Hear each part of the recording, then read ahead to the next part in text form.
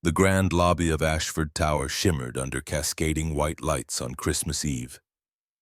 300 guests mingling beneath a 20-foot Douglas fir adorned with 5,000 LED bulbs that cast golden warmth across Italian marble floors. The scent of pine and cinnamon mixed with expensive perfume champagne flutes catching reflections of Manhattan's skyline through floor-to-ceiling windows. Marcus Reed moved through the crowd almost invisibly, his gray work shirt faded from too many washes, calloused hands still bearing traces of grease from fixing a heating vent on the 15th floor that morning. At 36, he carried himself with quiet dignity that most people overlooked. They saw the janitor, the maintenance worker who fixed their toilets and changed their light bulbs.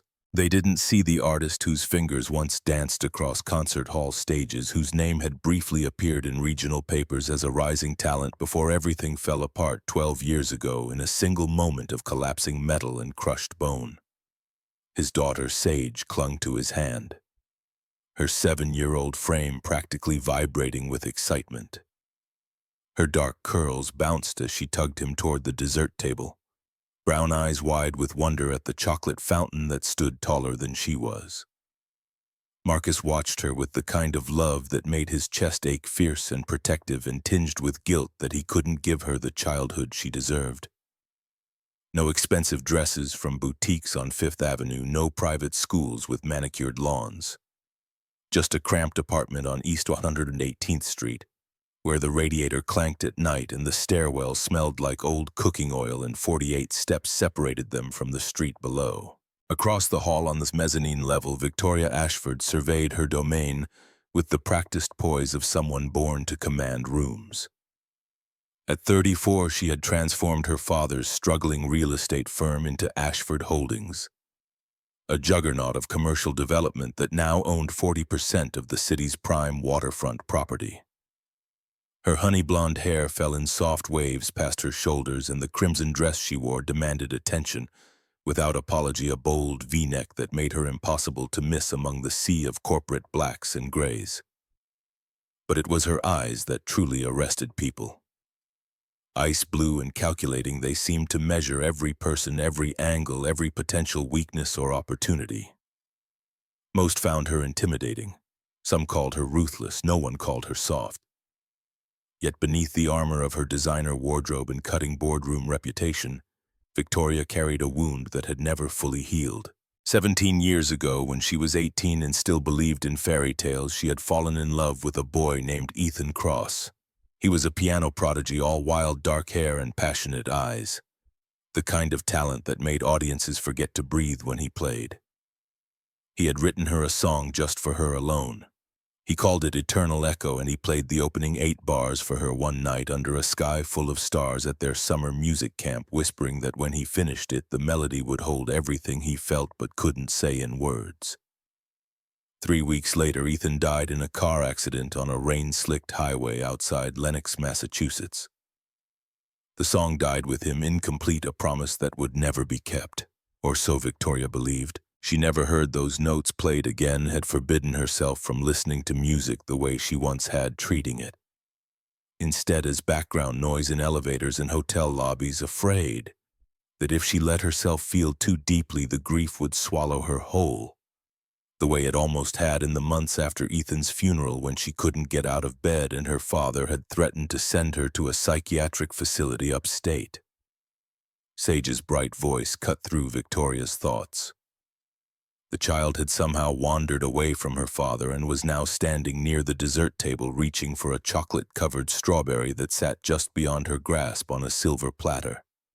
As she stretched on tiptoes, her foot slipped on something wet. Champagne, probably spilled by a careless guest who'd had 3 glasses too many. She went down hard, her knee cracking against the marble floor with a sound that was small but sharp enough to cut through the ambient noise. The impact was immediate. Blood seeped through her white tights, spreading in a dark stain that made the injury look worse than it was. Sage's face crumpled, tears flooding her eyes as pain registered in her 7-year-old mind that didn't yet understand the difference between serious hurt and temporary sting. Marcus was across the room in seconds, his body moving on instinct honed by years of single fatherhood. He dropped to his knees beside his daughter, pulling a clean handkerchief from his pocket, with the practiced efficiency of a man who always carried one for moments exactly like this. His voice was low and soothing as he pressed the cloth gently to her scraped knee, the kind of voice that could calm storms brewing in a child's heart. Sage's sobs quieted to hiccups as he held her, his broad hand cradling the back of her head the way he had when she was an infant screaming through her first fever. But before Marcus could lift her to carry her to the restroom to properly clean the wound, a man's voice sliced through the moment like a blade through silk. Damian Blackwood strode over his tailored navy suit, immaculate, his jaw tight with irritation that someone would dare disrupt his networking conversation with two Goldman Sachs executives he'd been courting for 6 months. Damian was Victoria's fiancé, or rather the man her father had chosen for her to marry in 6 weeks when winter gave way to early spring. He was handsome in a catalog model way, with perfectly styled chestnut hair, and a smile that never quite reached his eyes, the kind of smile that came from years of practice in front of mirrors and board members who needed to be convinced that, yes, this man could be trusted with their money. He worked in private equity at Blackwood Capital and spoke frequently about optimizing assets and maximizing shareholder value in a tone that made it clear he viewed most things, including people, as items on a spreadsheet with columns for cost and benefit. The words came out sharp and cutting. "Can you control your child? This is a corporate event, not a daycare. If you can't afford a babysitter, maybe you shouldn't have brought her." Marcus's jaw tightened, but he kept his voice level, measured, the way he'd learned to do over 3 years of working in this building, where one wrong word could mean unemployment and eviction. "She's 7. She slipped. It was an accident." Damian's eyes raked over Marcus's work clothes with undisguised contempt, the kind of look that said everything about what he thought of people who worked with their hands for $15 an hour. "An accident that wouldn't have happened if you knew your place, your maintenance. There's a staff entrance for a reason." Sage's bottom lip trembled, and something in Marcus's chest cracked, a hairline fracture in the dam he'd built to contain 17 years of accumulated grief and 12 years of swallowed rage and 7 years of exhaustion, from raising a daughter alone after her mother had walked out when Sage was 6 months old, leaving nothing but a note that said she wasn't cut out for this life. Marcus opened his mouth to respond, but another voice cut in first. A woman's voice that carried the kind of authority that made 300 people stop mid-conversation and turn to look. Victoria Ashford descended the mezzanine stairs with deliberate grace, each step measured and purposeful, like a chess grandmaster who'd already calculated the next 8 moves. When she reached them, her ice-blue eyes fixed on Damian with a coldness that could frost windows in July. The words came quietly but with steel beneath. "You don't have the authority to speak to my employees that way." The room had gone silent, everyone watching this drama unfold like spectators at a gladiator match. Victoria let the silence stretch for 3 seconds, long enough for discomfort to settle in Damian's shoulders. Then came the command, spoken with finality: "Apologize." Damian's face flushed red, the color creeping up from his collar to his hairline. "Victoria, I was just..." She cut him off with surgical precision. "Apologize now." Damian's lips pressed into a thin line, but he managed a clipped response directed more at the floor than at Marcus or Sage. "Sorry." Victoria turned to Marcus then, and for just a moment her expression softened in a way that surprised her as much as it surprised the people watching. She saw the way he held his daughter, the care in his touch, the protective fury barely restrained in his shoulders. She saw something that felt dangerously close to recognition, though she couldn't name why. This man she'd never really looked at before tonight. This maintenance worker who she passed in hallways without acknowledgement suddenly seemed to occupy 3 dimensions instead of 2. Her voice came gentler now, almost kind. "Take care of your daughter. The first aid kit is in the executive lounge, 5th floor. Take the private elevator." She gestured toward the brass doors behind her desk, the ones that required a key card, and went directly to the executive floors where people like Marcus weren't supposed to go. Then she did something that made Damian's jaw clench visibly. She pulled a business card from the small clutch purse she carried and held it out to Marcus. "My direct line, if you need anything." Marcus took the card with fingers that trembled slightly, his throat too tight for words. He managed a quiet, "Thank you, Ms.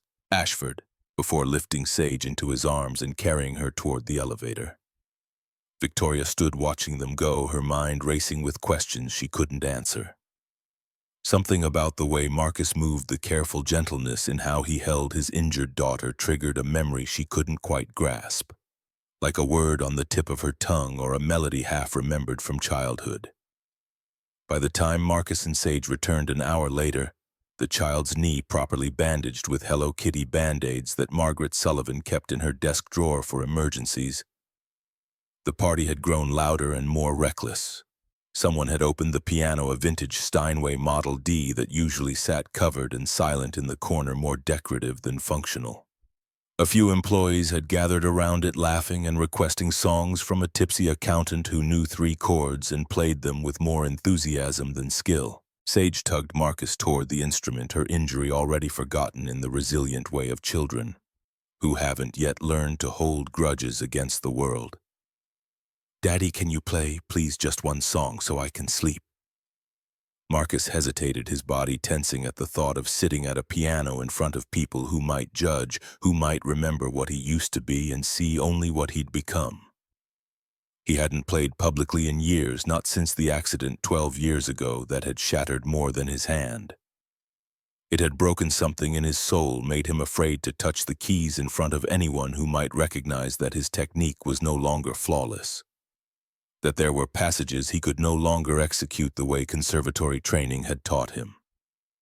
But Sage's eyes were so hopeful, filled with that particular 7-year-old faith, that fathers could do anything, and it was Christmas Eve and she'd been so brave about her scraped knee.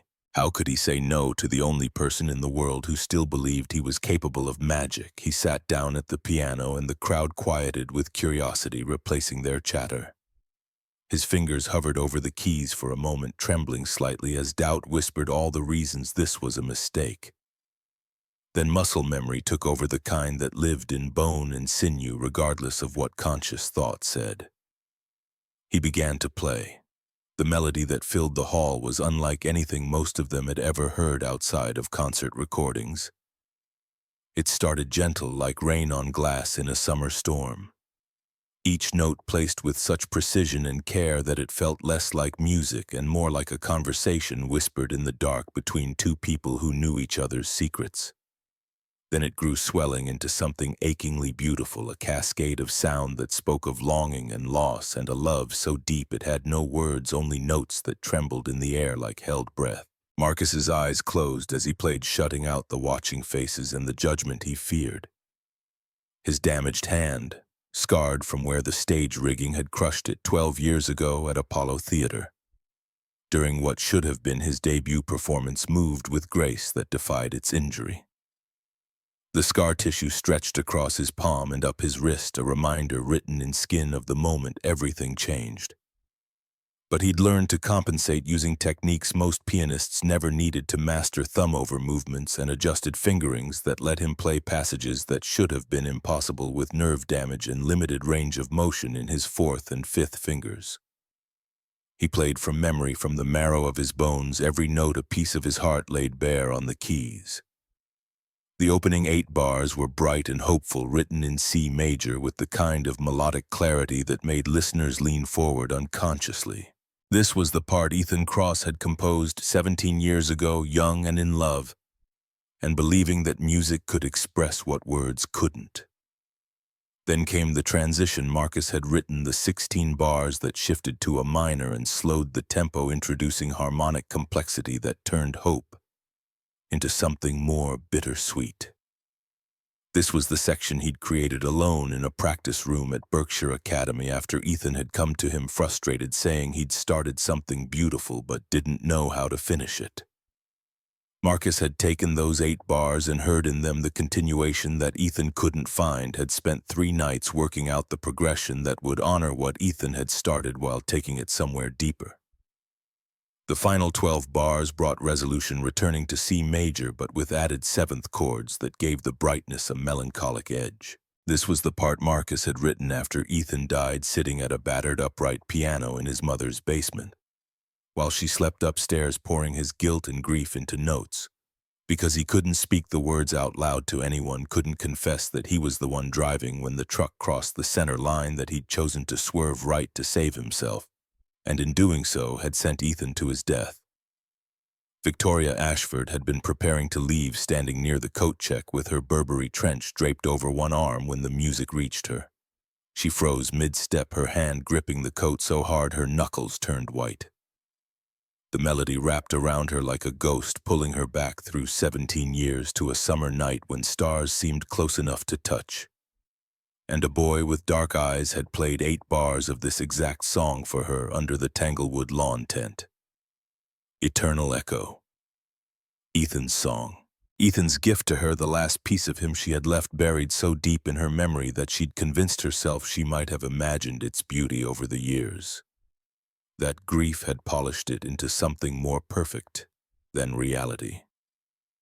But she hadn't imagined it.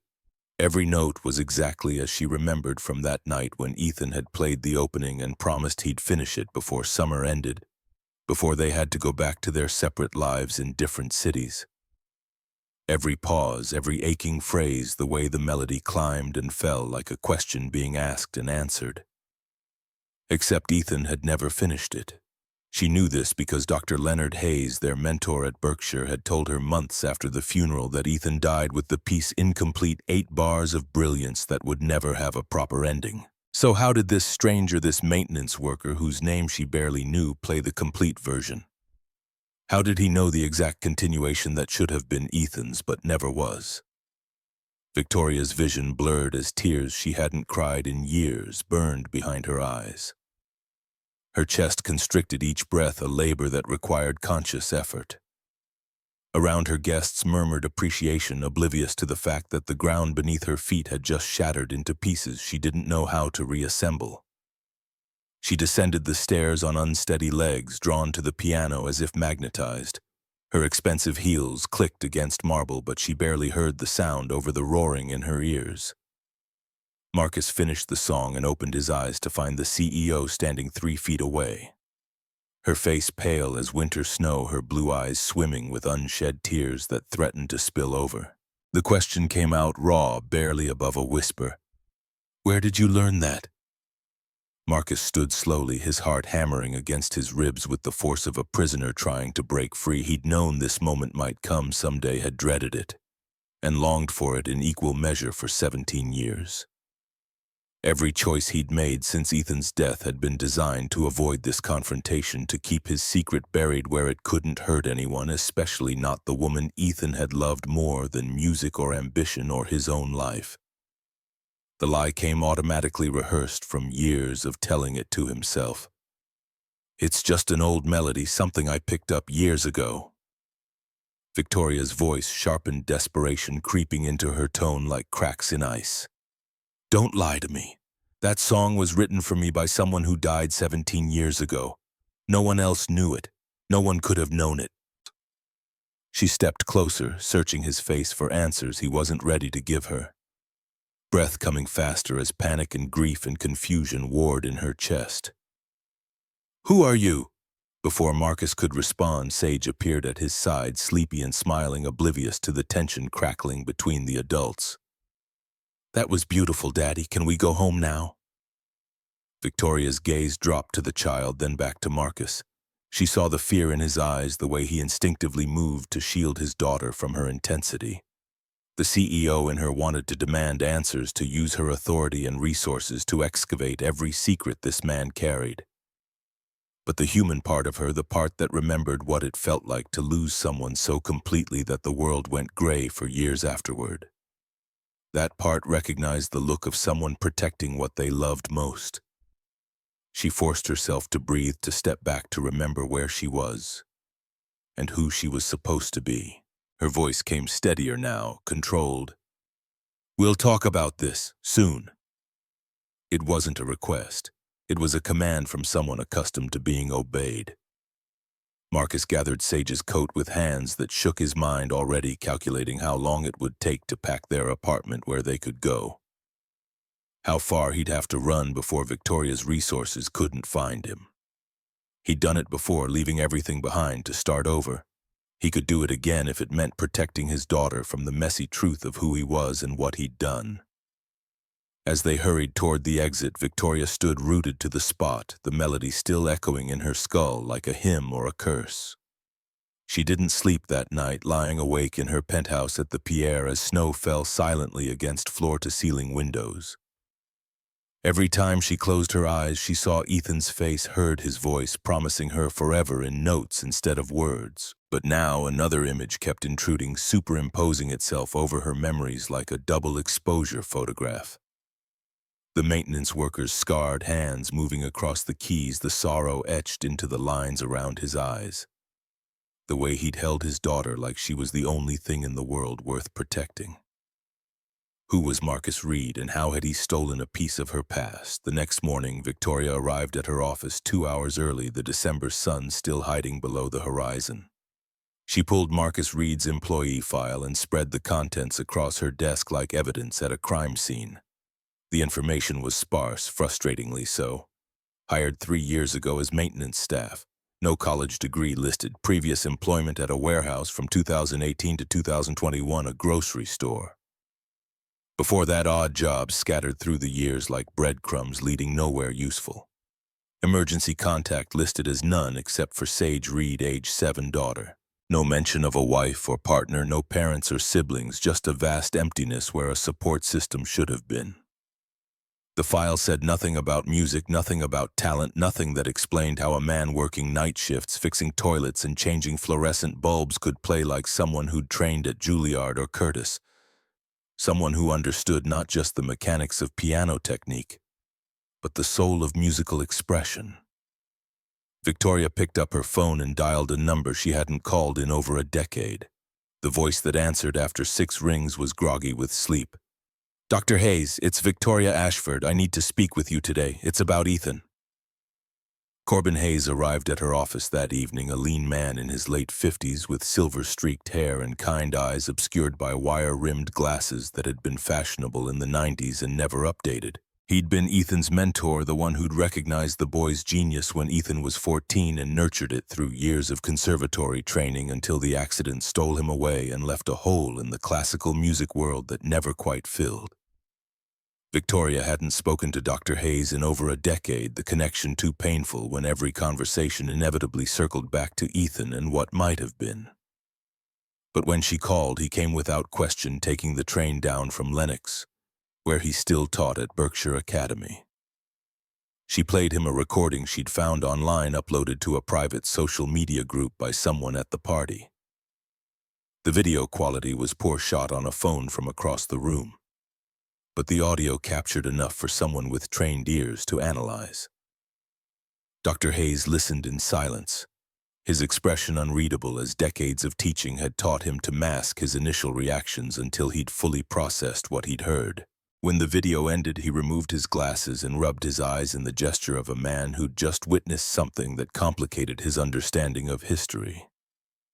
His voice came measured, careful. "That's remarkable. May I ask who performed it?" Victoria leaned forward, her elbows on the polished walnut desk. "Is it Eternal Echo, the piece Ethan wrote for me?" Dr. Hayes hesitated, choosing his words with the precision of someone who knew how much weight they carried. "It's the same melody, yes. But Victoria, I need to tell you something. Something I should have told you 17 years ago but didn't because I thought it would hurt you more than help." Victoria's pulse quickened, her fingers interlacing to keep them from trembling. "What?" Ethan didn't finish that song. He wrote the opening, the first 8 bars, and they were brilliant. He always was. But he got stuck. He couldn't figure out where to take it. He was frustrated, kept scrapping versions, starting over. Staying up until 3 in the morning. Trying different progressions that never felt right. The room tilted slightly and Victoria gripped the edge of her desk. "What are you saying?" Dr. Hayes continued, his voice gentle but firm. "There was another student at camp that summer. quiet kid, enormously talented but overlooked because he didn't have Ethan's charisma or family connections. Ethan asked him for help. The other student took those 8 bars and completed them, turned them into something extraordinary. But then Ethan died and the song became his legacy, and I never corrected the record because I thought it would dishonor his memory to say someone else had contributed to his final composition. Victoria felt nauseous, her carefully constructed understanding of the past dissolving like sugar in water. Who was the other student? I don't remember his name, it's been so long. He didn't fight for credit, didn't make a fuss. When Ethan died, he just disappeared. I heard he left music entirely, went home to wherever he came from, and never returned to the conservatory world. Victoria's hands clenched into fists on her desk, her perfectly manicured nails biting into her palms. Marcus Reed, the man who played last night, could it have been him? Dr. Hayes looked at the frozen frame of the video on her laptop screen, at Marcus's face illuminated by the reading light on the piano. I don't know. Maybe. But there's only one way to find out. He paused, then added quietly, ask him. But asking Marcus proved more difficult than Victoria anticipated. He didn't show up for his next shift or the one after that. When she finally sent Patrick O'Brien, head of security, to his listed address on East 118th Street, they found the apartment empty. The landlord, a Scottish woman named Dorothy Campbell, who'd owned the building for 30 years, said Marcus and his daughter had left 3 days ago, paid their rent through the end of the month, and disappeared without a forwarding address. Victoria felt panic claw at her chest, a sensation she hadn't experienced since she was 18 and got the phone call about Ethan's accident. She'd driven him away with her questions, her intensity, her desperate need for answers. But why? What was he hiding, or more accurately, what was he protecting? The answer came on a night when snow fell thick and heavy, blanketing the city in white slints that muffled car horns and sirens. Victoria had been working late, trying to distract herself from the gnawing emptiness that Ethan's song had reopened inside her. She was about to call her driver when she heard piano music drifting up from the lobby, faint and haunting and unmistakable. She took the stairs instead of the elevator, her heels clicking on marble as her breath came too fast. The lobby was empty except for a single figure seated at the piano.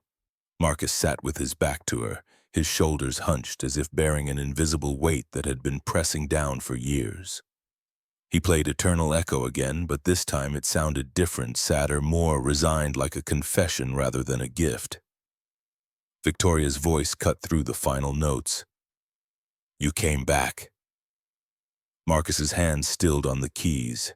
He didn't turn around, couldn't face her yet. I shouldn't have run. Sage asked me why we left and I couldn't give her a good answer. She liked it here, liked the cookies Margaret gave her, liked watching the lights. He paused, his voice dropping lower. I owed you the truth even if you hate me for it. Victoria moved closer, her footsteps deliberate. I could never hate you for playing beautifully, but I need to understand. That song, Eternal Echo. Ethan Cross was supposed to have written it for me before he died, but Dr. Hayes told me Ethan didn't finish it. Someone else did. She stopped directly behind him, close enough to see the silver threading through his light brown hair, the fine lines around his eyes that spoke of too many sleepless nights and too much worry. Was it you? Marcus finally turned to face her. Up close, she could see his eyes were gray-green, the color of the Atlantic in November, and they held hers without flinching, even though fear and regret warred in their depths. The confession came simply, yes, it was me. Victoria's knees nearly buckled and she gripped the edge of the piano to steady herself. Why would you do that? Why would you let him take credit? Marcus's answer came with the weight of 17 years behind it. Because he loved you, and I was nobody, just some kid who played because he had to, not because he was destined for greatness like Ethan was.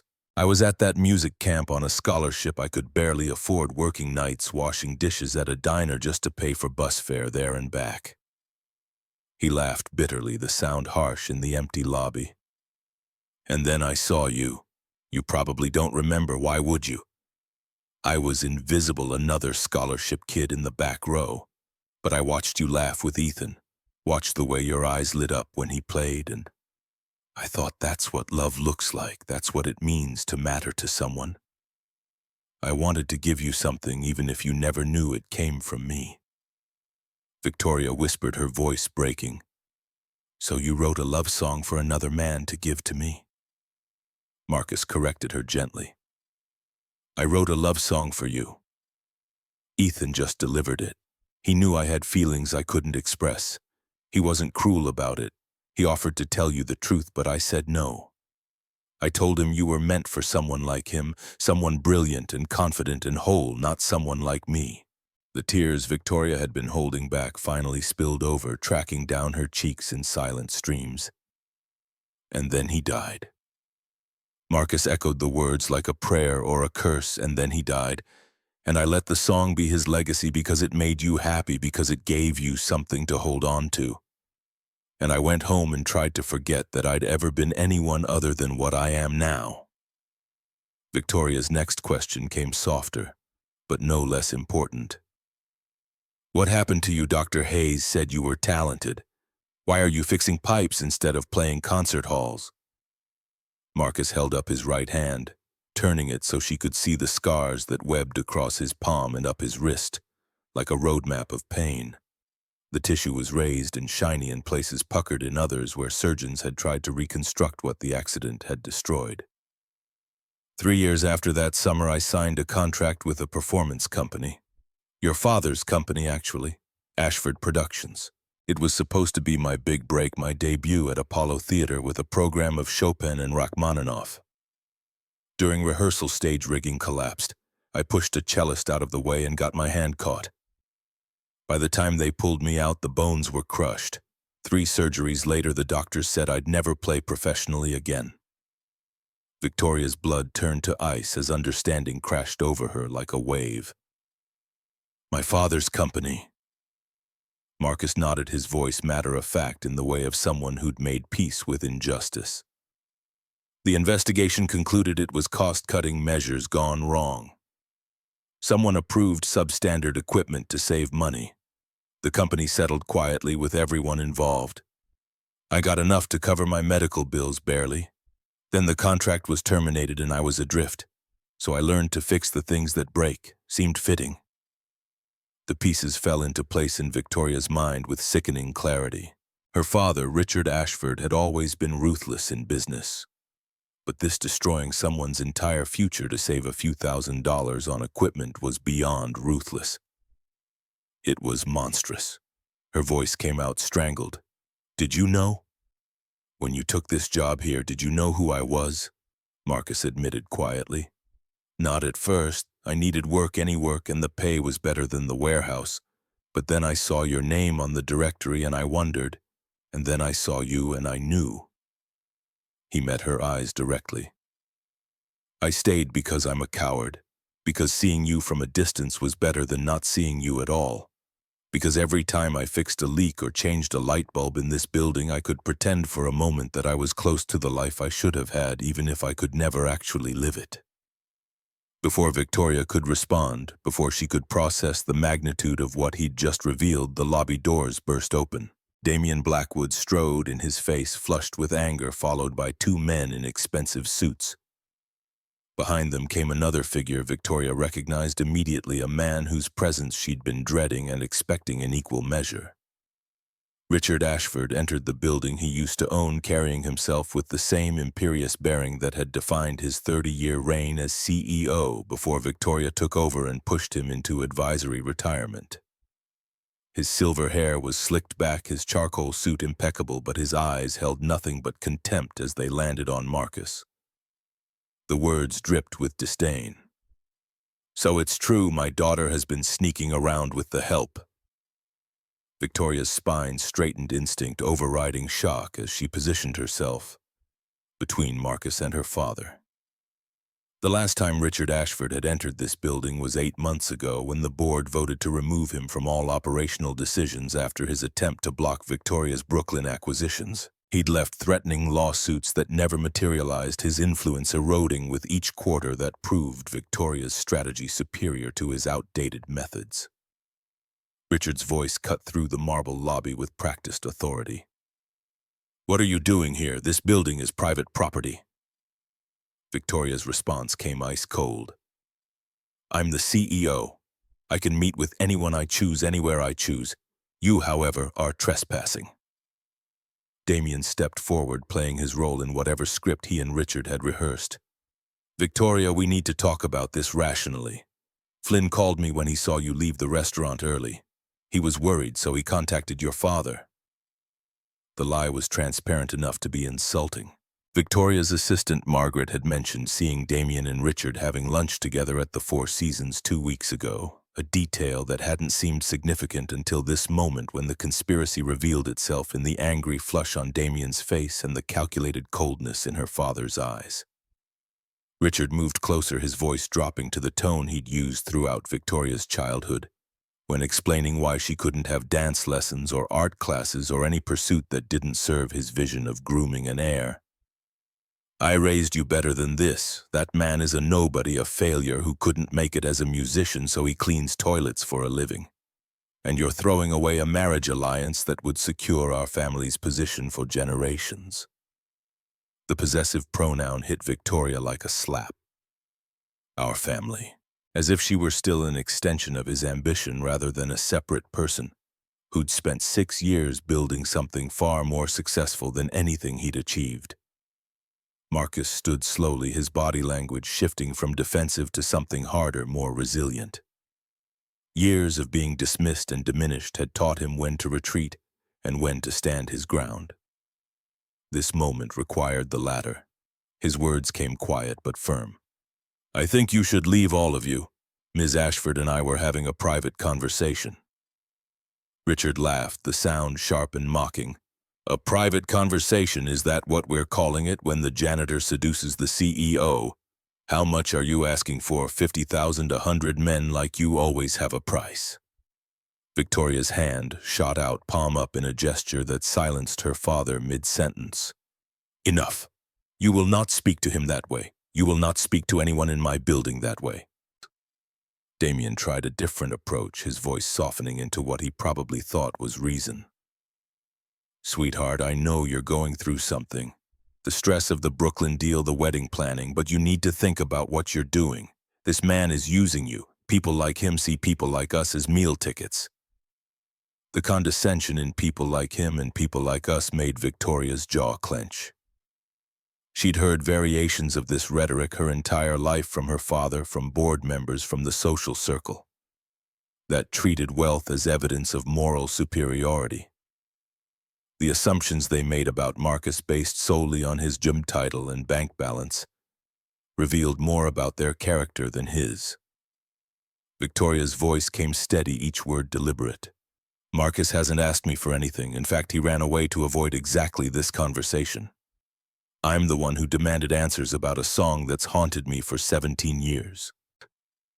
Richard seized on this admission like a predator spotting weakness. "A song! You're risking everything over a song. This is exactly why I never should have let you take over the company. You're too emotional, too soft, making decisions based on feelings instead of logic." The accusation was familiar, one he'd leveled countless times whenever Victoria showed empathy for struggling tenants or funded community programs that didn't maximize immediate profit. But hearing it now in front of Marcus and Damien and the security cameras recording every word crystallized something that had been building for years. Victoria turned to face her father, fully, her voice dropping to match his earlier tone. "You want to talk about logic? Let's discuss the logic of cutting safety budgets by 40% to boost quarterly earnings. The logic of using substandard equipment that crushed a 24-year-old pianist's hand and ended his career. The logic of paying him $85,000 when his projected lifetime earnings would have been over $2 million.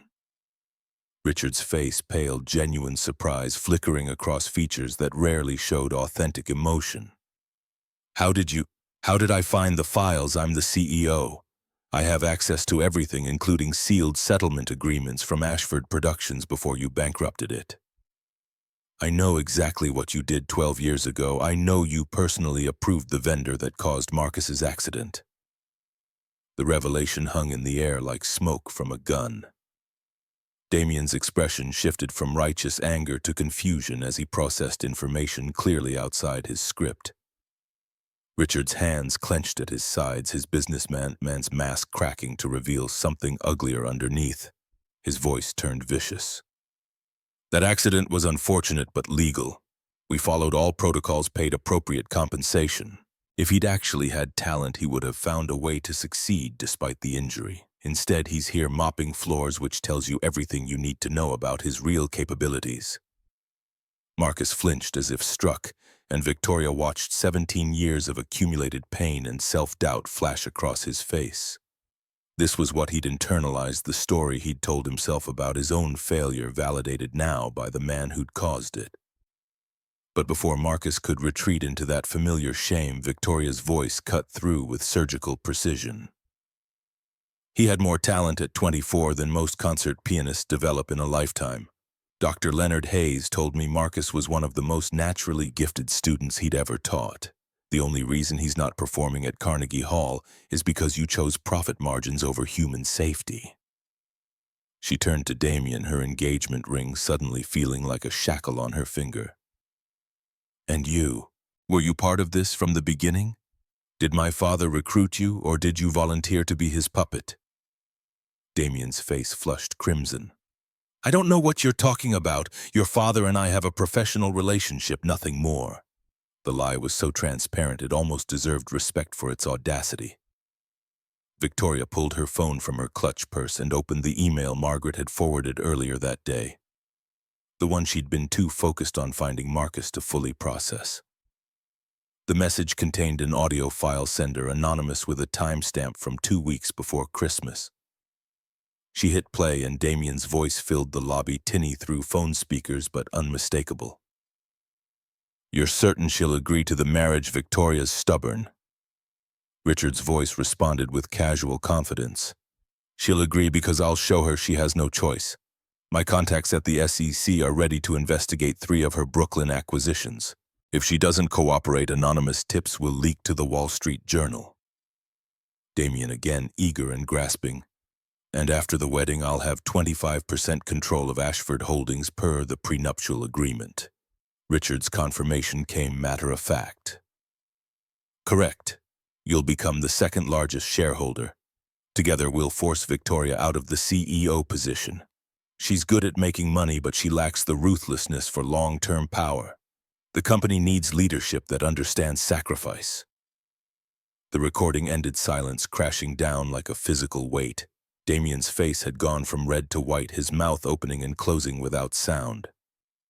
Richard maintained his composure better, but his eyes had narrowed with calculation as he tried to determine who'd recorded the conversation and how much damage control would be required. Victoria's voice came cold enough to freeze nitrogen.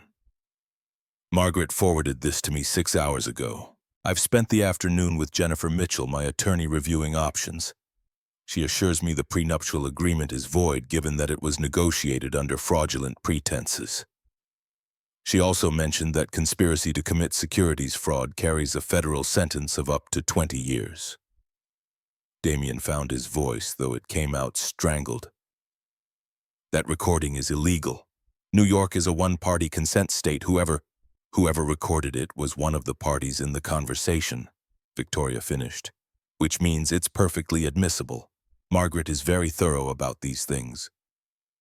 The implications settled over Damien like a net.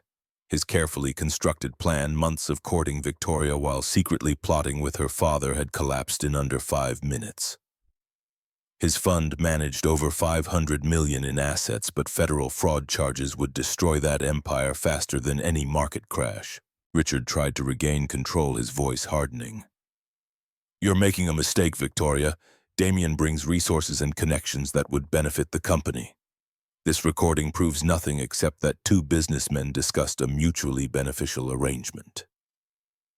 Mutually beneficial for everyone except me, Victoria shot back. The daughter you were planning to manipulate out of her own company using SEC investigations you'd orchestrate through your old Yale connections. She pulled the engagement ring from her finger, the 3-carat diamond catching lobby lights as she held it out to Damien. "The engagement is over. You'll receive formal notice from my attorneys tomorrow, along with a strongly worded suggestion that you retain counsel who specializes in federal securities law." Damien didn't take the ring, his hands hanging uselessly at his sides as the magnitude of his situation crystallized. His career, his reputation, possibly his freedom. All balanced on whether Victoria decided to press charges or simply expose him as a fraud who'd tried to marry into power he couldn't earn legitimately. The ring clattered against marble as Victoria let it drop, the sound echoing in the vast space like a gavel striking a verdict. Richard's mask cracked completely, rage pouring through. "You ungrateful child. Everything I built, everything I sacrificed was for you, to give you opportunities I never had, and this is how you repay me, by humiliating me in front of hired help." Victoria's laugh came harsh and humorless. "Everything you built for yourself. I was just the heir you needed to carry on your legacy. You never asked what I wanted, never cared that maybe I dreamed of something other than balance sheets and acquisition strategies." She gestured at Marcus, who'd remained silent through the entire confrontation. His posture tense, but his expression carefully neutral. "This man wrote one of the most beautiful pieces of music I've ever heard. He gave it away because he thought someone else deserved credit more than he did. He works 2 jobs to support his daughter, teaches piano to kids who can't afford lessons, and never once complained about the injustice you inflicted on him 12 years ago." Her voice rose, fury finally breaking through professional control.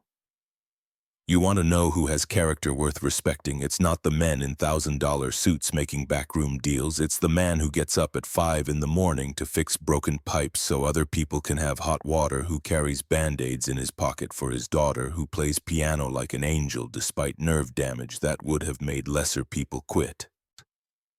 The words hung in the air, and Victoria realized she'd just defended Marcus more passionately than she'd ever defended herself. The truth of what she'd said settled into her bones with uncomfortable clarity. This wasn't just about correcting her father's past wrongs or escaping an arranged marriage. Somewhere between hearing Eternal Echo played complete for the first time and watching Marcus cradle his injured daughter, something had shifted in her understanding of what mattered. Richard's voice turned cutting, designed to wound. "You think he's noble? He's been lying to you for 3 years, working in your building, watching you from shadows, nursing some pathetic obsession with a woman he could never have. That's not nobility, that's delusion." Marcus spoke for the first time since the confrontation began, his voice quiet but steady. "You're right. I should have quit when I realized who she was, but I needed the job and I told myself I could keep distance, that it didn't matter. I was wrong." He turned to Victoria, his gray-green eyes holding regret, but also something harder, more resolute. "I'm sorry for the deception, even if it was unintentional at first. I'll resign effective immediately. You won't have to see me again." The finality in his tone triggered panic Victoria didn't expect. After everything that had just happened, after the revelations and confrontations and demolished futures, the thought of Marcus simply walking away felt unacceptable in a way she couldn't articulate. Her response came urgent. "No, you're not resigning." Marcus's eyebrows rose in surprise. "Ms. Ashford, I can't work here anymore. Not after this." "You're not resigning?" Victoria repeated, her mind racing through possibilities. "Because I'm offering you a different position. Director of the Ashford Music Foundation, a new charitable initiative I'm establishing to provide music education scholarships for underprivileged children." The offer emerged fully formed from some place in her subconscious that had been assembling pieces she hadn't consciously recognized. The foundation made strategic sense, providing tax benefits while addressing genuine community needs. But the real reason crystallized in Marcus's stunned expression, in the way hope flickered across his features before doubt smothered it. She needed him to stay, not as the invisible maintenance worker she'd ignored for 3 years, but as someone whose talent and kindness deserved recognition. needed it with an urgency that had nothing to do with business strategy and everything to do with the dangerous feeling blooming in her chest. Richard laughed, the sound bitter. Now you're creating charity positions for your pet projects. This is exactly why the board should remove you. Emotional decisions based on guilt and misplaced sympathy. The board supports me, Victoria countered. I have 22% ownership after purchasing shares from the Employee Pension Fund last quarter. You have 12%. Even if you convinced every other shareholder to vote against me, which you can't, you'd still lose. She'd been quietly consolidating power for months, buying shares through intermediaries, building alliances with board members who appreciated her vision over her father's scorched earth tactics. The pieces had been in place before tonight, but she'd never intended to deploy them quite so dramatically. Richard's face darkened with understanding. His daughter had outmaneuvered him using strategies he'd taught her to dismantle the control he'd assumed was permanent. You planned this, the share purchases, the attorney consultations. How long have you been plotting to push me out? Since you tried to block my Brooklyn expansion, Victoria admitted. Since you went behind my back to board members suggesting I was too inexperienced for the CEO position. Since I realized you'd never respect any decision I made unless it aligned perfectly with your vision. Father and daughter stared at each other across the marble lobby, years of dysfunction and disappointment, compressed into a single moment of mutual recognition. They'd been heading toward this confrontation since the day Victoria turned 18 and Richard had presented her with a 5-year plan for her life that included business school, a suitable marriage, and eventual succession to his empire. She'd followed the plan for years, believing compliance would earn the approval that never came. Ethan's death had been the first crack in that compliance, a grief so profound it couldn't be scheduled or managed. Richard had viewed her mourning as weakness, had pushed her back toward productivity before she'd properly processed the loss. The resentment from that pressure had been festering for 17 years, and now it erupted in the form of calculated rebellion. Richard's next words came calculated to inflict maximum damage. If you do this, if you choose this path, you're no longer my daughter. I'll contest your ownership percentage, tie the company up in litigation for years. I'll make sure every business publication knows you destroyed your family over a janitor. Victoria's response came without hesitation. Then do it. But know that the moment you file, I'll release every document related to the Ashford Productions safety violations. I'll make sure everyone knows exactly how you cut costs at the expense of human lives. Your reputation won't survive the scrutiny. The threat was mutual destruction, and both of them knew it. Richard could damage Victoria's position, but she could annihilate his legacy. Transform him from respected businessman to cautionary tale about corporate greed. The question was, who would blink first? Marcus stepped forward, his voice cutting through the standoff. Stop, both of you, stop, I'm not worth this. He looked at Victoria with something like desperation. I appreciate the job offer, but I can't be the reason you destroy your relationship with your father. I can't be the reason your company gets dragged through litigation.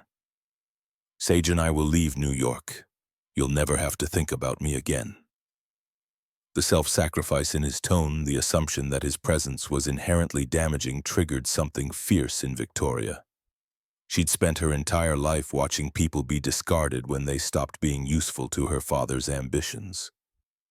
She wouldn't do the same to Marcus, especially when his only crime was surviving an accident that should have been prevented. Her voice came firm. You're not leaving, and this isn't about you, not really. This is about me finally making decisions based on what I believe is right rather than what's strategically optimal for maintaining family peace. She addressed her father directly. You taught me that business requires tough choices and personal sacrifice. Fine. I'm making a tough choice. I'm choosing integrity over convenience, truth over reputation management. If that means litigation and bad press, so be it. At least I'll be able to look at myself in the mirror. Richard's expression hardened into something cold and final. Then we have nothing more to discuss. My attorneys will contact you Monday morning. He turned and walked toward the exit, his posture rigid with fury and wounded. Damien hesitated, caught between following Richard and attempting some last-ditch appeal to Victoria. When her expression remained granite hard, he chose retreat, practically running after her father like a child afraid of being left behind. The lobby fell silent after they departed, tension draining away slowly like water from a punctured tire. Victoria's knees felt weak and she sank onto the piano bench, adrenaline crash hitting with physical force. Her hands trembled as she processed what had just happened. In the span of 20 minutes, she'd ended her engagement, declared war on her father, and offered a job to a man she barely knew, but couldn't stop thinking about. Marcus remained standing, his expression unreadable. "You didn't have to do that, any of it. I know. Your father will make good on his threats. He'll tie you up in court for years, cost the company millions in legal fees. Probably. And all because I played a piano song." Victoria looked up at him, seeing properly for the first time the man who'd been invisible in her building for 3 years. Not because of the song, because of what it revealed about who I've been versus who I want to be. She stood, her composure returning as she shifted into problem-solving mode. "But you're right that we need to address practical realities. Where are you and Sage staying? The apartment on 118th Street? Marcus shook his head. "I gave up the lease when I thought we were leaving permanently. We're at a motel in Stockbridge, Massachusetts. My old roommate from Berkshire has a cabin there he lets me use sometimes." The image of Sage sleeping in a cheap motel while her father tried to protect her from adult complications made Victoria's chest tighten. "Come back to New York. There's a corporate apartment in this building, 35th floor. It's empty right now. Stay there while we sort out next steps." Marcus's pride visibly warred with practical necessity. "I can't accept charity. It's not charity. Consider it part of your employment package as foundation director. The position comes with housing allowance. We're just implementing it immediately rather than waiting for paperwork." The rationalization was thin, but Marcus seemed too exhausted to argue further. He nodded slowly, acceptance and resignation mixing in his expression. Victoria pulled out her phone and texted Margaret, who, despite the late hour, responded within 30 seconds. Her assistant was efficient to the point of supernatural, always available when needed. "Margaret will have keys ready in 20 minutes. The apartment is furnished and stocked with basics. Tomorrow we'll deal with retrieving your belongings from storage and enrolling Sage in school." The practicalities grounded them both, providing structure when emotional reality felt too overwhelming to process. Marcus ran a hand through his hair, a gesture that revealed his exhaustion. "I should call Sage. She's with my friend Thomas, probably asleep by now, but she worries if I don't check in." "Use my office," Victoria offered, gesturing toward the elevator. "Top floor. There's a private line if you need privacy." Marcus hesitated, then accepted, disappearing into the elevator while Victoria remained in the lobby. She picked up the engagement ring from where it had fallen, 3 carats of carefully selected diamond. That represented everything she'd been willing to accept because it seemed logical and appropriate. Damien had checked all the boxes her father valued: right family, right education, right connections. What he'd lacked was authenticity, genuine care for anything beyond his own advancement. She dropped the ring in a trash receptacle next to the security desk, the gesture both petty and satisfying. Patrick O'Brien, head of security, emerged from his office, having clearly witnessed the entire confrontation through surveillance monitors. "Ms. Ashford, do you want me to file a trespassing report for Mr. Ashford Sr. and Mr. Blackwood?" Victoria considered it, then shook her head. "Not yet. Let's see if they actually follow through on their legal threats before we escalate further." Patrick nodded, his Irish accent thick with approval. "For what it's worth, I've worked here 15 years under both you and your father. You're the better boss, the better person. What you did tonight took guts." The unexpected support steadied something in Victoria that had been wavering.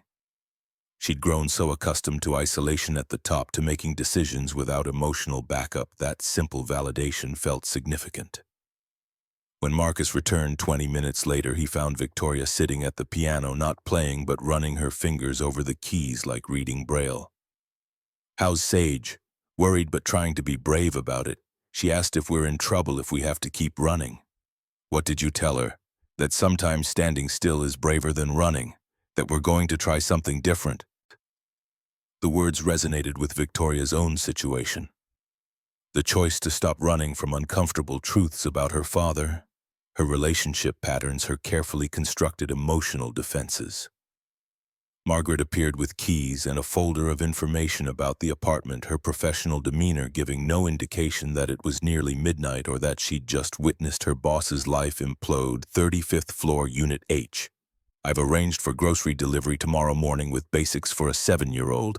There's a Target nearby for anything else you need immediately." Marcus accepted the keys with visible gratitude. "Thank you. I know this is unusual." Margaret allowed herself a small smile. Ms. Ashford specializes in unusual. It's why working for her is never boring. After Margaret departed, Victoria walked Marcus to the elevator, suddenly uncertain about protocol for this situation that defied normal professional boundaries.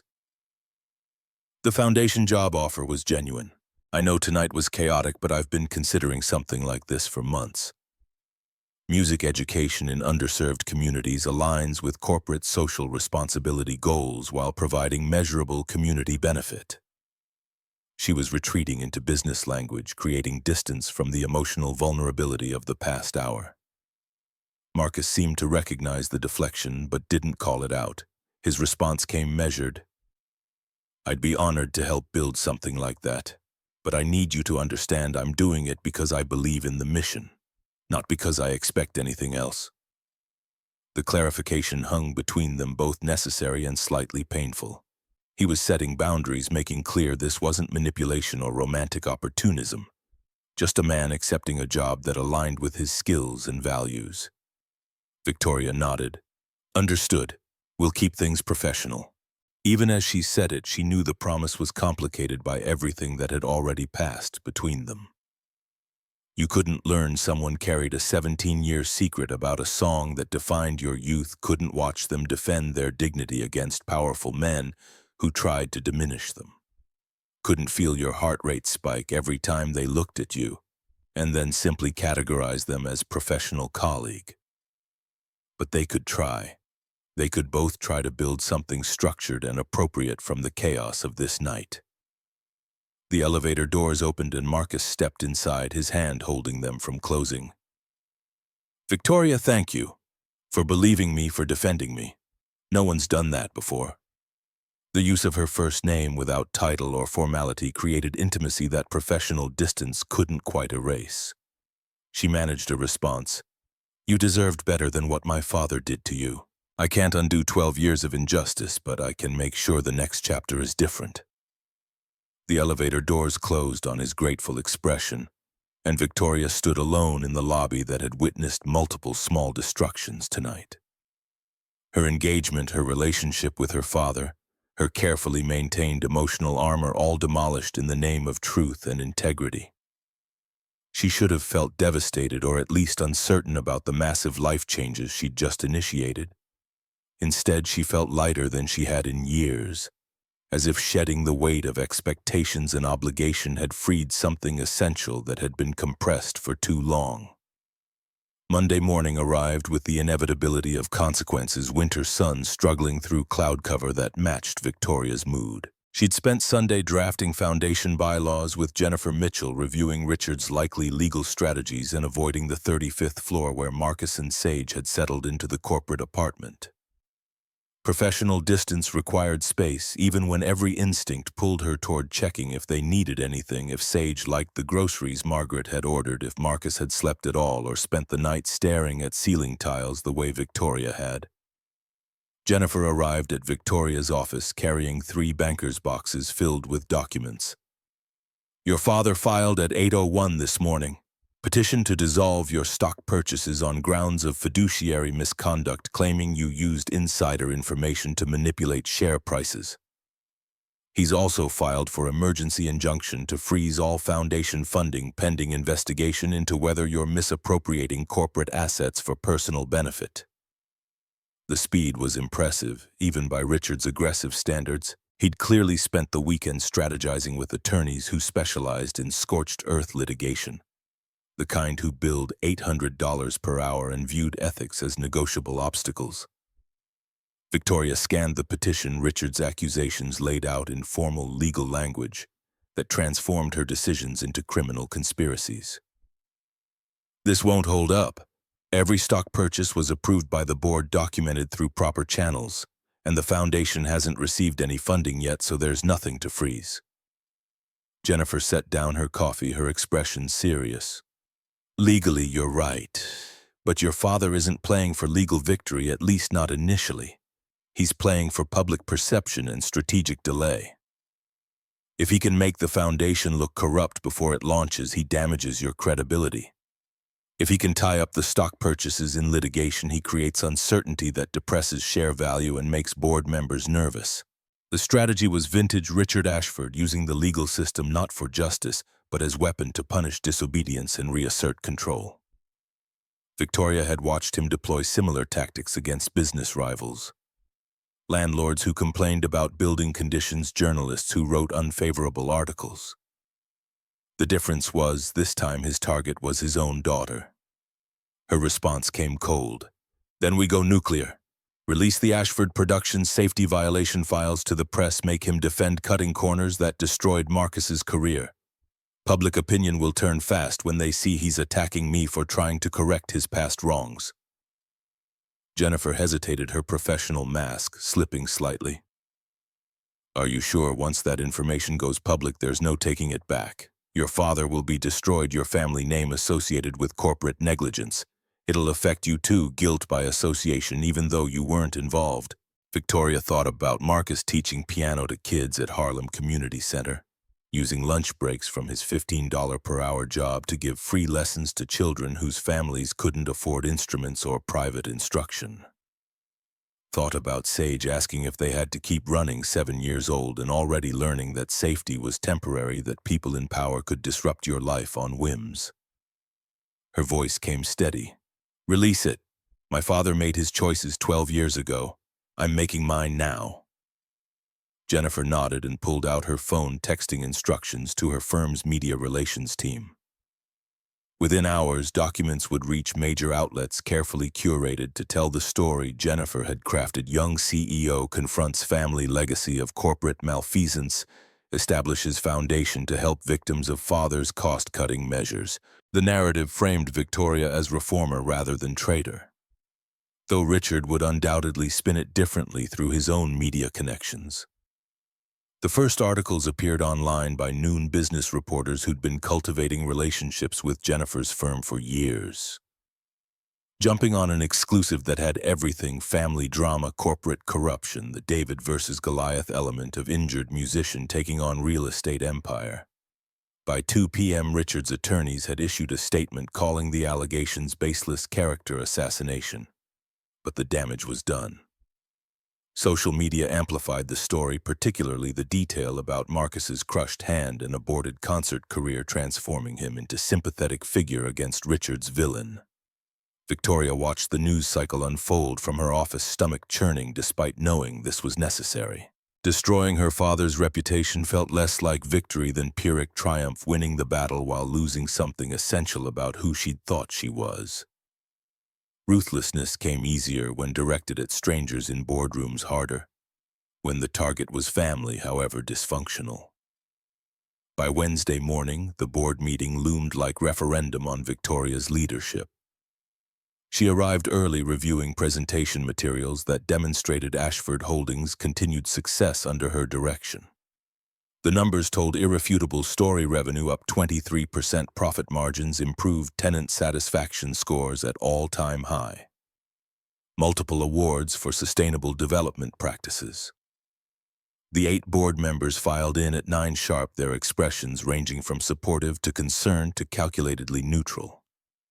Harrison Whitfield III, her father's oldest ally, took his seat with the air of man attending funeral rather than quarterly review. Victoria began without preamble. I assume you've all seen recent media coverage regarding my father's legal action and the circumstances surrounding the Ashford Music Foundation. Before we discuss Q4 results, I want to address those issues directly. She pulled up a slide showing the Ashford Productions safety violation timeline documents Jennifer had compiled from files Richard thought were permanently sealed. In 2012, my father approved cost-cutting measures at Ashford Productions that resulted in substandard stage equipment being installed at Apollo Theater. This equipment failed during rehearsal, causing severe injury to a 24-year-old pianist named Marcus Reed. The company settled quietly for $85,000, a fraction of Mr. Reed's projected lifetime earnings. Whitfield interrupted. Ms. Ashford, with respect, dredging up decade-old business decisions from a defunct subsidiary seems irrelevant to current company operations. Victoria's smile was sharp. It's relevant because my father is accusing me of misappropriating corporate assets to benefit someone with whom I have inappropriate relationship. But the foundation exists specifically to correct historical injustices like the one inflicted on Marcus Reed. Hiring him as director isn't nepotism, it's restitution. She advanced to the next slide showing Marcus's credentials. Mr. Reed graduated from Berkshire Summer Music Academy in 2007 with highest honors. His mentor, Dr. Leonard Hayes, described him as one of the most talented pianists he'd trained in 30 years. After the accident that ended his performance career, Mr. Reed continued teaching music to underprivileged children on a volunteer basis while working full-time to support his daughter. He is uniquely qualified to run a foundation focused on music education access. The board members absorbed this information with varying degrees of acceptance. 3 of them, younger executives Victoria had recruited over the past 2 years, looked convinced. 2 others, older holdovers from her father's era, remained skeptical. The remaining 3 seemed to be calculating which side would ultimately prevail. Victoria pressed her advantage. My father claims I'm emotionally unstable, making rash decisions under stress. Let's examine that claim against actual performance data. She launched into Q4 presentation numbers and graphs demonstrating Ashford Holdings' continued dominance in Manhattan commercial real estate. The Brooklyn acquisitions Richard had opposed were already generating revenue above projections. Tenant retention rates had improved under management practices that prioritized long-term relationships over short-term profit maximization. Every metric pointed to company thriving under her leadership. By the time she finished, even Whitfield looked grudgingly impressed. The younger board members were openly supportive, asking questions that gave Victoria opportunities to elaborate on successful strategies. The vote on Richard's petition to freeze foundation funding went 7-1 in Victoria's favor, with only Whitfield dissenting. The vote on Richard's motion to investigate her stock purchases went 6-2, Whitfield joined by another older member who'd apparently calculated that opposing Victoria was futile, but symbolic resistance would protect relationships with Richard. It was enough to let Victoria maintain control while giving Richard's allies face-saving out. After the meeting adjourned, one of the younger board members approached Victoria privately. Your father called me last week, suggested I should start looking for new leadership opportunities if I wanted to advance my career. Implied that you wouldn't last the year as CEO. I told him the only leadership crisis I saw was his inability to accept that his daughter surpassed him. The support steadied Victoria more than the vote had. Thank you. I know Richard can be persuasive, make disloyalty seem like prudent business strategy. He's scared. That's why he's lashing out so aggressively. Scared that you're proving his entire business philosophy wrong, that compassion and profit aren't mutually exclusive. Men like him can't admit when they're wrong, so they attack anyone who highlights the wrongness. The analysis rang true. Richard had built his empire on belief that business required ruthlessness, that caring about human cost was weakness that competitors would exploit. Victoria's success while maintaining ethical standards invalidated his worldview, threatened the narrative he'd built to justify decades of decisions that prioritized money over morality. Marcus texted around 2. Sage wants to know if you'd like to join us for dinner tonight. Nothing fancy, just pasta at the apartment. She's worried you're not eating properly. The invitation filtered through 7-year-old concern made Victoria smile genuinely for the first time that day. She considered declining, maintaining professional distance before realizing professional distance was facade they'd already shattered. Pretending otherwise served no purpose except protecting her from vulnerability she'd been avoiding for 17 years. Her response, "I'd love to. What time?" Marcus's reply came quickly. 6:30 and Victoria, congratulations on the board vote. Margaret told me you crushed it. At 6:15, Victoria changed from her business suit into jeans and cashmere sweater, the most casual outfit she'd worn to any non-yoga activity in years. The corporate apartment on the 35th floor was decorated in generic elegance, Ashford Holdings hospitality suite for visiting executives who needed temporary housing during extended business. Marcus answered her knock wearing faded jeans and a Berkshire Music Academy t-shirt that had clearly survived since his student days. The logo cracked and peeling. Seeing him in casual clothes instead of maintenance uniform or formal attire created different impression, younger and more relaxed, despite stress lines around his eyes. Sage launched herself at Victoria the moment she entered. "You came, Dad made his special sauce with the secret ingredient. I'm not supposed to tell you what it is, but it's cinnamon." Marcus laughed, ruffling his daughter's hair. "So much for secrets. Come in, dinner's almost ready." The apartment smelled like garlic and tomatoes, domestic scents that Victoria's penthouse never contained. Despite having a full kitchen she rarely used. She followed Sage to the dining table already set with mismatched plates that Marcus must have purchased at Target since the corporate suite only provided bare necessities. Dinner was chaotic in ways Victoria didn't know meals could be. Sage talked constantly, bouncing between topics with 7-year-old logic that made narrative sense only to her. She described her new school PS 290 on the Upper East Side where she'd started Monday, and already made 3 best friends. She demonstrated the dance routine her class was learning for spring recital. She asked Victoria approximately 40 questions ranging from favorite color blue to whether she'd ever petted a dolphin. No. Marcus orchestrated the chaos with practiced ease, redirecting Sage when she got too energetic, prompting thank yous. When Victoria complimented the pasta, gently steering conversation away from topics like why she and Marcus's mother weren't together anymore. Watching father and daughter interact revealed dynamics Victoria had never witnessed in her own childhood. Richard had viewed parenting as project management, scheduling quality time, the way he scheduled board meetings and measuring success through achievement metrics. Affection had been conditional approval earned through performance. The easiness between Marcus and Sage, the way they communicated through inside jokes and casual touches, demonstrated entirely different understanding of family. After dinner, Sage insisted Victoria help her build a Lego castle, the kind of activity that required floor sitting and tolerance for pieces scattered everywhere. Marcus cleaned dishes while Victoria and Sage constructed towers and battlements according to 7-year-old architectural vision that defied structural logic. At 8:30, Sage started rubbing her eyes despite insisting she wasn't tired. Marcus swept in with practiced bedtime routine, carrying her to the bedroom while she protested that she wanted to stay up and talk to Victoria more. Victoria stood preparing to leave and give them privacy, but Marcus returned quickly. "She wants you to say goodnight. You've been promoted to important person status, which means goodnight hugs are mandatory."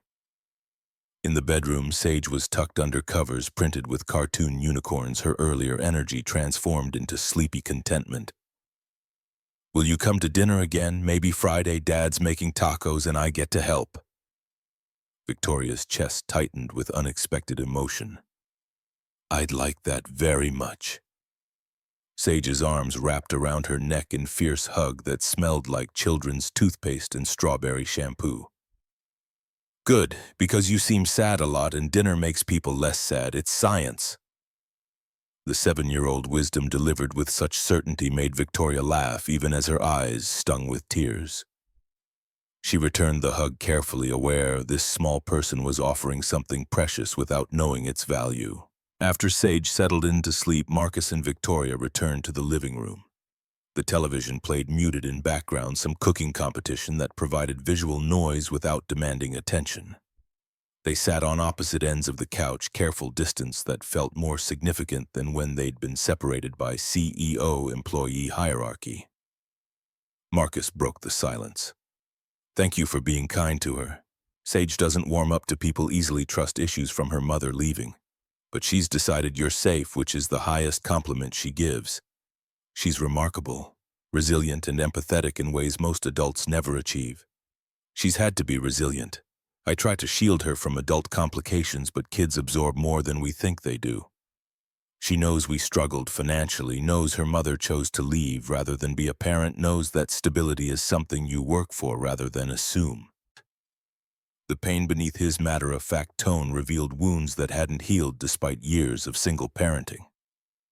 Victoria recognized the parallel to her own childhood, different circumstances but similar lesson, that people you should be able to count on sometimes failed in fundamental ways. Her voice came soft. "You're a good father, Marcus. Better than you probably recognize. Sage is lucky to have you."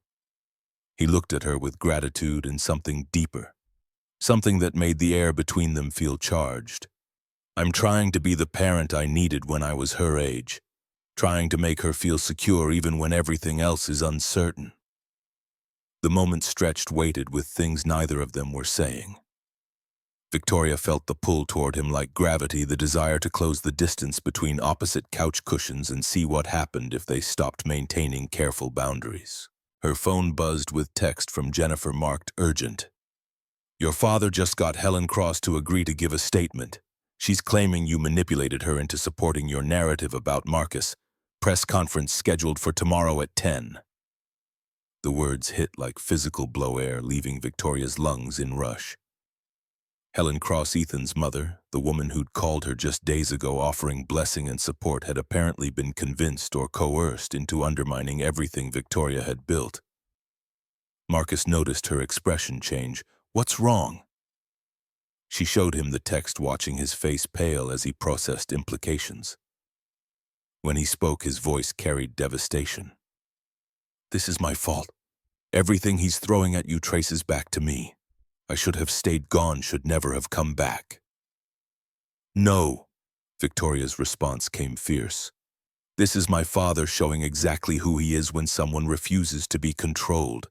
This is what he does to people who threaten his power." But even as she said it, doubt crept in. Maybe Richard was right that she'd let emotion override judgment, that hiring Marcus and creating the foundation were reckless decisions that exposed the company to unnecessary risk. Maybe her desire to correct past injustice had blinded her to present vulnerabilities.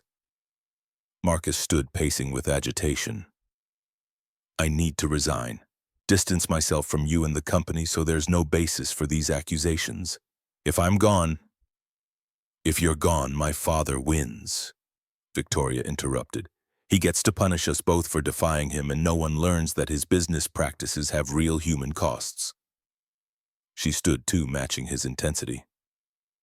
"I'm not letting you sacrifice yourself to protect me. We face this together or not at all." The declaration hung between them, commitment that exceeded professional alliance. Marcus searched her face, looking for certainty. She wasn't sure she felt, but refused to let him see her doubt. His next words came barely above whisper. "Why are you doing this? Risking everything for someone you barely know?" Victoria moved closer, closing distance until they stood inches apart. "Because the deepest wounds in life come from not being brave when it matters. Because I've spent 17 years playing it safe and all it got me was emptiness. Because when I hear you play piano or watch you with Sage or listen to you talk about giving kids opportunities you didn't have, I remember what it feels like to believe in something beyond profit margins and strategic positioning." Her hand found his fingers interlacing. "And maybe because some part of me recognized you the moment I heard eternal echo complete. Recognized the person who loved me enough to give me beauty without asking for credit, who's been carrying guilt that isn't his, who deserves someone willing to fight for him the way he's fought for everyone else." Marcus's free hand came up to cup her face, thumb, brushing her cheekbone with gentleness that contradicted years of manual labor. Victoria, I'm terrified of this. Terrified I'll ruin your life the way I ruined my own. Terrified Sage will get attached and then lose you when reality catches up with whatever this is. Then we'll be terrified together. But we'll be honest about it, no more hiding behind professional distance or assuming we're not worthy of connection. The kiss happened inevitably, gravity pulling them together until lips met in contact that felt both foreign and familiar. 17 years of emotional isolation met 12 years of self-imposed penance. And for a moment the weight of all that history lifted into something lighter. When they broke apart, both breathing harder, Marcus rested his forehead against hers. I wrote you a love song when I was 19, spent 17 years thinking I'd never tell you. And now you get to play me the second movement, Victoria finished. The one that comes after grief and guilt, the one about second chances. Outside the window, snow began to fall again over Manhattan, covering the city in white that would turn gray by morning, but for now created the illusion of fresh starts and clean slates. Two people who'd been carrying separate burdens for too long finally set them down, if only for this moment, and discovered that sometimes the bravest thing you can do is let someone else help carry the weight. The melody of Second Chances played softly in the silence between heartbeats, a song that had taken 17 years to complete, and would continue being written in all the days that followed, one note at a time.